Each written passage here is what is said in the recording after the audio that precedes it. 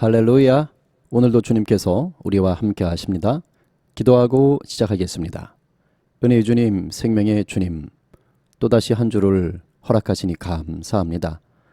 늘 같은 한 주 같지만 한 번도 살아보지 못했던 새 날입니다. 주님께서 우리와 함께 하시며 광야의 길을, 사막의 강물을 내시는 줄로 믿습니다. 주님, 우리를 사용하여 주시옵시고 영광 받아 주시옵소서. 주님께 감사하며 예수님의 이름으로 기도하옵나이다. 아멘. 함께 찬양하고 또 말씀과 기도로 나아가십시다.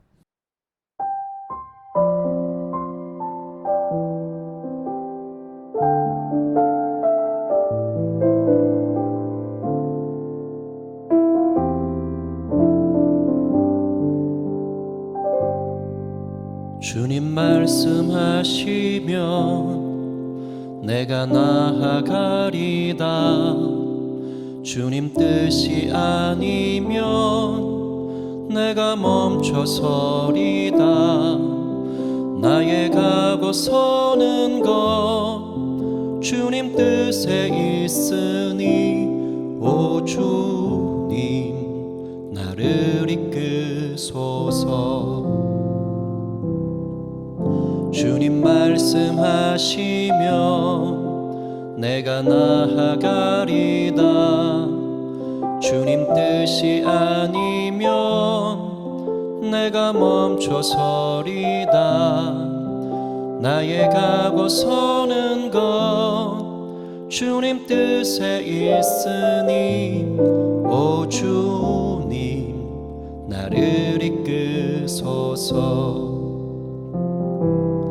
뜻하신 그곳에 나 있기 원합니다.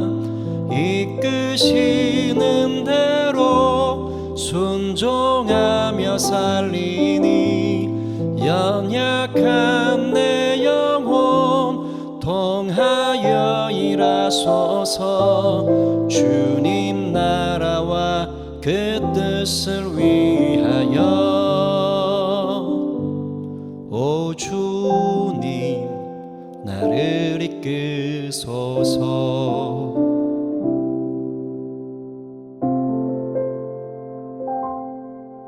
주님 말씀하시면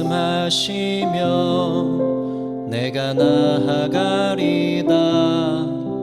주님 뜻이 아니면 내가 멈춰서리다. 나의 가고 서는 것 주님 뜻에 있으니 오 주님 나를 이끄소서.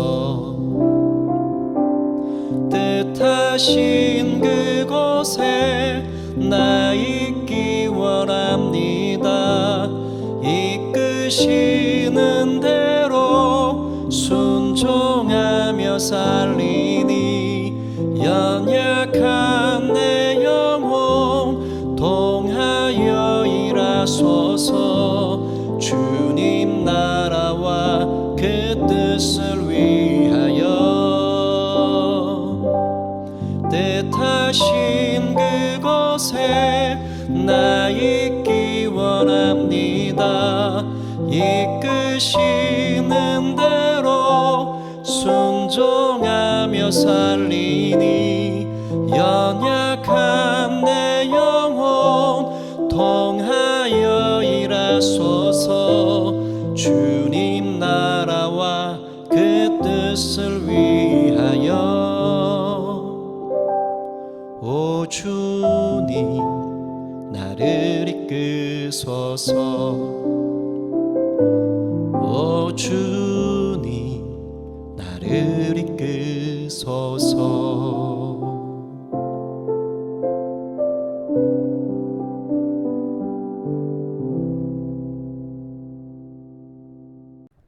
오늘 우리에게 주시는 주님의 말씀은 사도행전 9장 32절입니다.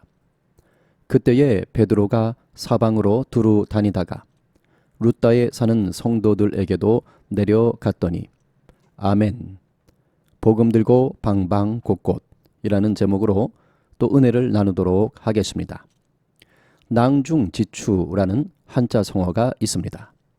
주머니 속에 있는 송곳이라는 말입니다. 송곳을 주머니 속에 감추려고 한들 감출 수가 있을까요? 안 되겠죠. 왜냐하면 송곳은 너무 뾰족하기 때문에 주머니를 뚫고 나오기 때문입니다. 그래서 낭중지추라는 말의 의미는 능력이 탁월한 사람은 숨겨지지 않는다라는 좋은 뜻을 가지고 있습니다. 결국 드러나는 것이지요. 단언컨대 하나님 나라가 이와 같습니다. 하나님의 나라는 하나님께서 다스리시는 나라를 말하는데요. 다른 말로 하면 하나님의 법이 역사하는 곳이죠. 조금 더 이해하기 쉬운 말로는 성경 말씀의 가치가 실현되는 곳이라고 할 수 있습니다. 자, 그렇다면 이 하나님의 나라는 어떠한 세력들이 막는다고 밟는다고 해서 줄어들거나 눌리거나 없어질 수 있을까요? 네, 불가능합니다. 하나님께서 온 만물의 창조주요 역사의 주권자가 되시기 때문입니다.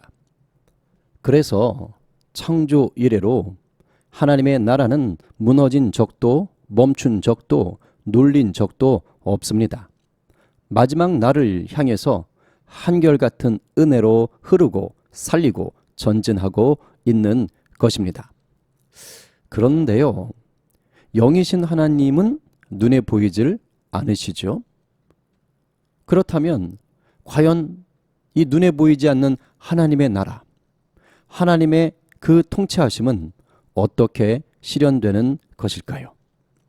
그것은 바로 하나님이 부르시고 보내시는 택한 자들을 통해서 나타나는 것입니다.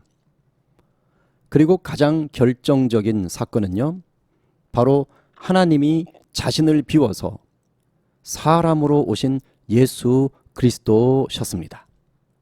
하나님은 예수님을 통해 하나님의 나라, 하나님의 통치는 바로 아가페 사랑으로 드러난다는 것을 선명하게 보여주셨습니다. 그리고 예수 그리스도를 전후로 해서 수많은 선지자들과 또 제자들을 통해 세대를 지나 세대를 이어 이 땅에 하나님의 나라는 펼쳐지고 있는 것입니다. 이것을 마태복음 13장 33절에서 예수님은 이렇게 비유하셨어요. 천국은 마치 여자가 가루 소말 속에 갖다 넣어 전부 부풀게 한 누룩과 같으니라. 여기서의 천국은 죽어서 가는 그곳을 말한다기보다는 하나님의 나라, 하나님이 다스리는 곳, 하나님이 통치하시는 곳, 바로 이것을 말합니다. 밀가루 소말 속에 작은 효모 덩어리를 넣어두면 얼마 지나지 않아서 밀가루 전체가 부풀어 오르는 것이죠. 이걸 통해 예수님은 하나님 나라의 확장성을 보여주신 것입니다. 다른 말로 하면 복음에 사로잡힌 영적인 누룩들을 통해서 그 사람이 발 디딘 자리에 하나님의 나라가 선포되고 자라고 확장된다는 말씀입니다. 오늘 본문은 이 영적인 누룩으로 베드로가 등장합니다.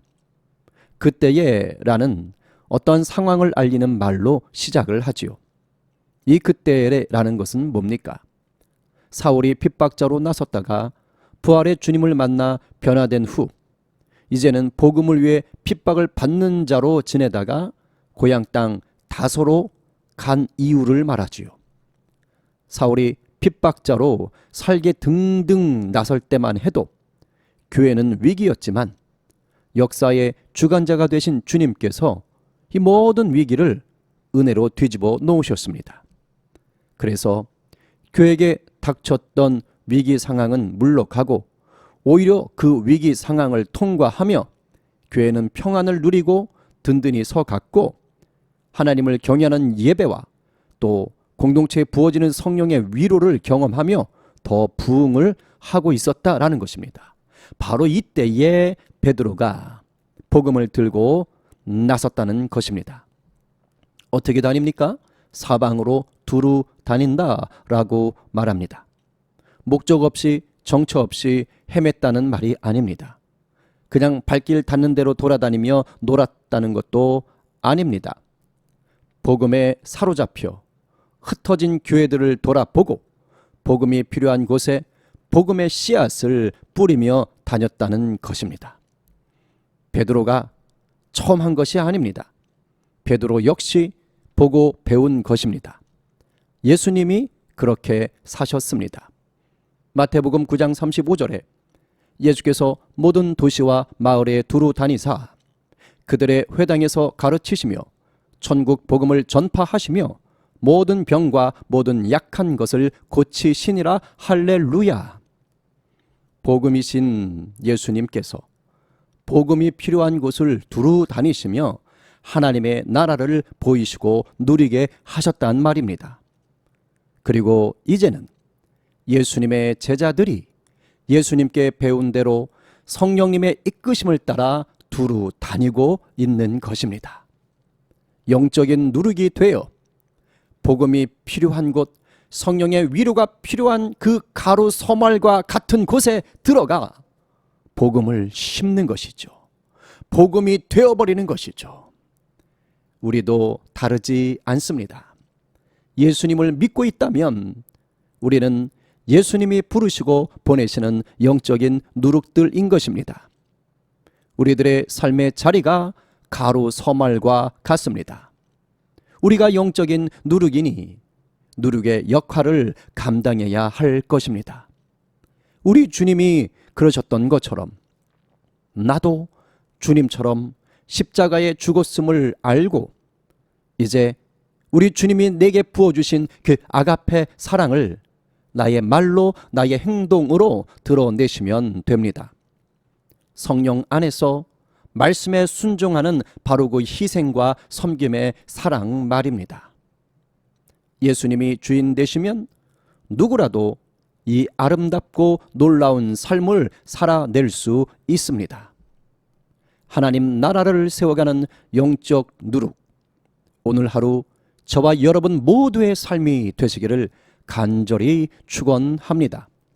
오늘 말씀을 이웃에게 들려주고 싶다면 이 영상을 공유해 주시고요.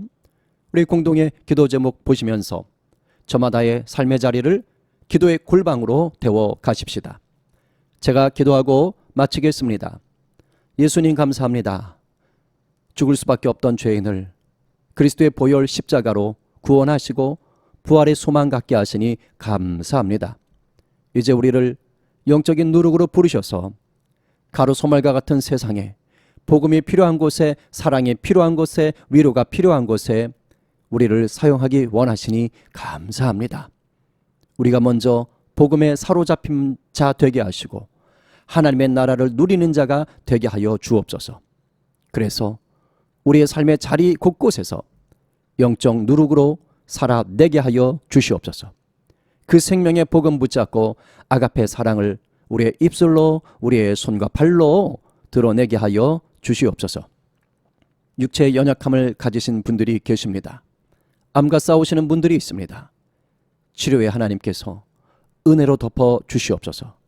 마음이 괴롭고 슬프고 또 무뎌진 자들이 있습니다. 하늘의 평강으로 복음으로 열정으로 덮어 주시옵소서. 오늘도 광야의 길을 내시고 사막의 강물을 내실 내 주님을 찬양하며 예수님의 이름으로 기도하옵나이다. 아멘.